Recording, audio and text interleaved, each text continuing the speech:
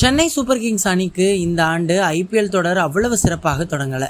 முதல் போட்டியில் மும்பை இந்தியன்ஸ் அணிக்கு எதிராக வெற்றி பெற்றிருந்தாலும் அடுத்த 2 போட்டிகள்லையும் தோல்வியை சந்திச்சிருக்காரு. இதற்கு சென்னை அணியின் பேட்டிங் மற்றும் ஃபீல்டிங் ஒரு முக்கிய காரணமாக அமைஞ்சிருக்கு. முதல் போட்டியிலேயே மிகவும் கம்மியான இலக்கை கடைசி ஓவர் வரை கொண்டு சென்று வெற்றி பெற்றிருக்காங்க.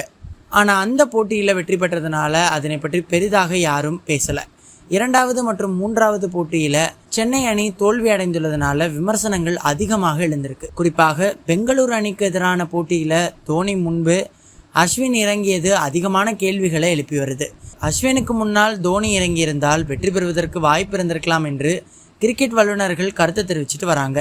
நேற்று நடைபெற்ற ராஜஸ்தான் அணிக்கு எதிரான போட்டியிலையும் தோனி கடைசியில் இறங்கி சிக்ஸர் மற்றும் பவுண்டரிகளை அடித்தார். இருப்பினும் ஆரம்பத்திலிருந்து ரன்கள் அடிக்காததுனால சென்னை அணி தோல்வி அடைஞ்சிருக்கு. கடந்த 3 வருடங்களாக தோனி கடைசி 2 ஓவர்களில் மட்டுமே பேட்டிங் இறங்குறாரு. இதற்கு தோனியின் முழங்கால் பிரச்சனையும் முக்கியமான காரணமாக சொல்லப்படுது.